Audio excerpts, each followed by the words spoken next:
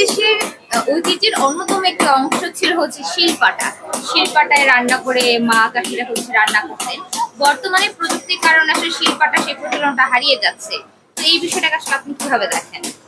শিল্পটা হারিয়ে যাচ্ছে এটা ঠিক বলি না আমি। আচ্ছা, কারণ এখনো বর্তমানে যাদের মুখে রুচি আছে, মুখরোচক খাদ্য চায়, তারা ঠিকই শিলপাটা ব্যবহার করে।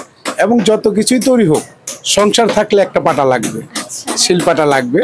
যার ধরনের এটা ব্যবহার এখনো আছে, হয়তো আগে থেকে কমে গেছে। আধুনিক যুগে আধুনিকতা আসবে, এটাই সবচেয়ে কারণ আগে একটা পাটা কাটতো, যখন একটা কারিগরের দিনের রোজ কাজ করতো অতিরিক্ত 7 থেকে 8 পিস পাটা। এখন মেশিনের যুগে একটা কারিগর পাটা বানাইতেছে 50 পিস পাটা।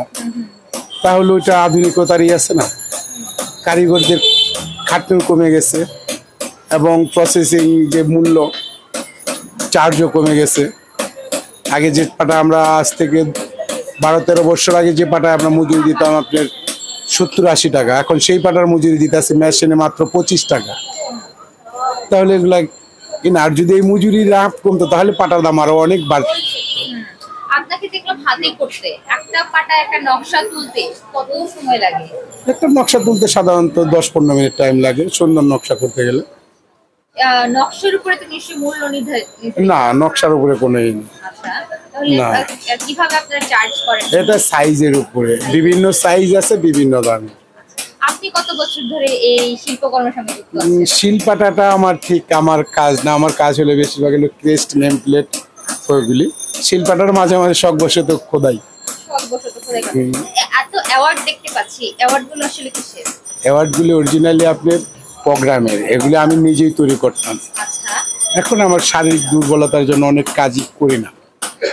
শিল্পাটার আমার কোনোই নেই, আমার কোনো এটা ওস্তাদ, এটা কোনো কাজ শিক্ষা কারো কাছ থেকে তারও কোনোই নেই।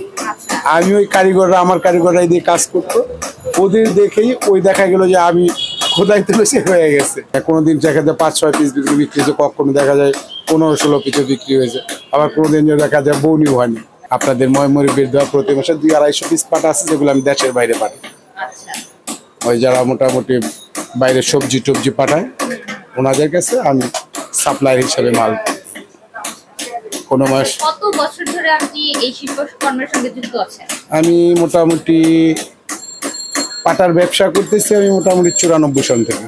এই ব্যবসা আমার ব্যবসা ছিল আপনার ক্রিস্টের।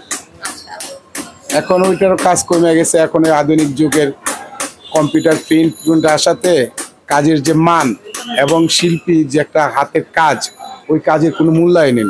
আচ্ছা, এখন সব কম্পিউটারের আসাতে কম্পিউটার প্রিন্ট বাই করছে, ক্রেস্ট করতেছে। ওই যারা আগে আমাদের ছিল ব্রোকার বলে আমরা, দালাল, ওরা যারা আমাদের এদিক থেকে কাজ করায় নিয়ে যেত অর্ডার দিয়ে, এখন দেখা যায় ওরাই ক্রেস্টের মাল দোকান দিয়ে বসে আসছে। যার ধরনের এখন ক্রেস্টের মাল ওই আগের মতো কাজের মানও নাই, যার ধরনের এখন আর এখন ওই চায়না ইন্ডিয়ান ম্যাটেরিয়ালস কমপ্লিট মাল, ওই যাকে বলে সুফিস, একটা ছবির ফ্রেম হিসাব বানিয়ে দিল বা লাগাই দিল, একটা কম্পিউটার প্রিন্টও হয়ে গেল ক্রেস্ট।